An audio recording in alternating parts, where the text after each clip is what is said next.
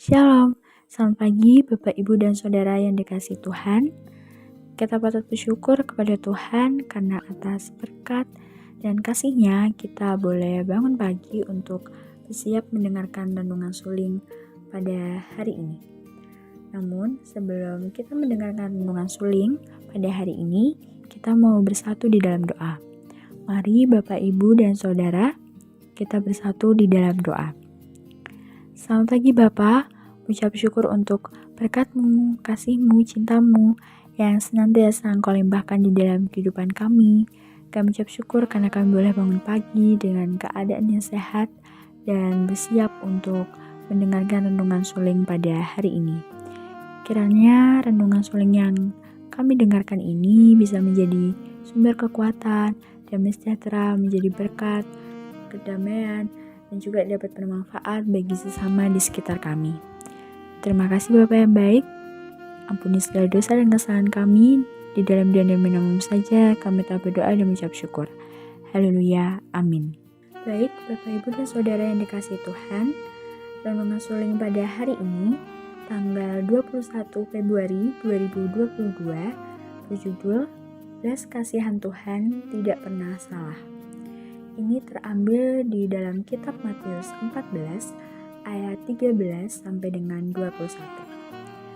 Di dalam kitab Matius 14 ayat 14, firman Tuhan berkata, ketika Yesus mendarat, ia melihat orang banyak yang besar jumlahnya.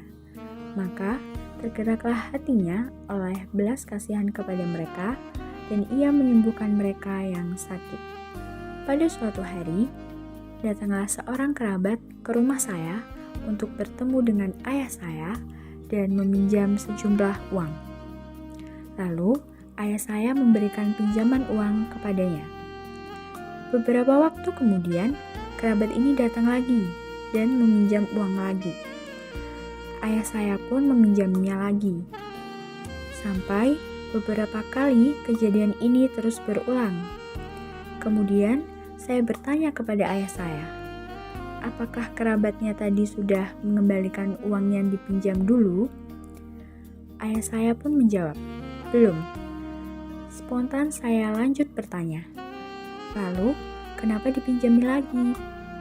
Ayah saya hanya menjawab, kasihan. Di dalam kitab Matius 14 ayat 13 sampai dengan 21, diceritakan bagaimana Yesus meneladankan kepada kita semua untuk memiliki rasa belas kasihan. Pada perikop sebelumnya, diceritakan tentang bagaimana Yohanes Pembaptis ditangkap dan dibunuh oleh Herodes. Yesus pun merasa sedih dan terpukul, hingga dia pergi dan mengasingkan diri. Pada ayat 13.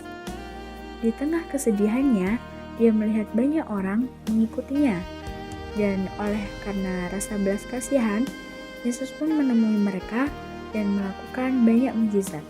Ini pada ayat yang ke-14. Sebenarnya, Yesus bisa memilih untuk tetap menyingkir karena masih dalam suasana berkabung oleh kematian Yohanes. Tetapi tidak dengan Yesus. Karena rasa belas kasihan, dia tetap melayani orang banyak. Dia menyembuhkan mereka yang sakit dan juga membuat mukjizat dengan memberi makan lebih dari 5.000 orang. Melalui teladan Yesus, mari kita belajar untuk terus menerapkan rasa belas kasihan kepada sesama kita. Tidak bisa dibayangkan jika Yesus tidak berbelas kasih kepada kita. Kita tidak akan mendapatkan keselamatan. Setiap waktu kita sangat mudah melakukan dosa. Dan karena belas kasihan Allah saja, kita diberikan anugerah keselamatan. Mari, selagi kita hidup di dunia ini, kita tumbuhkan rasa belas kasihan kita kepada sesama kita. Terus menjadi berkat untuk sesama kita. Sama seperti Yesus telah berbelas kasih kepada kita dan menjadi juru selamat bagi dunia ini. Memiliki hati seperti Yesus berarti hidup dengan tidak mementingkan diri sendiri, melainkan memperhatikan dan mengutamakan kepentingan orang lain juga. Baik, Bapak Ibu dan Saudara yang dikasihi Tuhan, pokok doa pada hari ini, kita berdoa untuk rumah sakit dan klinik baptis, yaitu Rumah Sakit Immanuel Lampung, Rumah Sakit Baptis Batu, Rumah Sakit Baptis Kediri, Klinik Baptis Mitra Setia, dan Klinik Baptis Kupang. Demikian renungan suling yang dapat kita dengarkan pada hari ini. Kiranya renungan tersebut bisa menjadi kekuatan di hati Bapak, Ibu, dan Saudara, menjadi sumber berkah, sumber kedamaian, dan bisa bermanfaat bagi sesama di sekitar. Terima kasih dan Tuhan Yesus memberkati.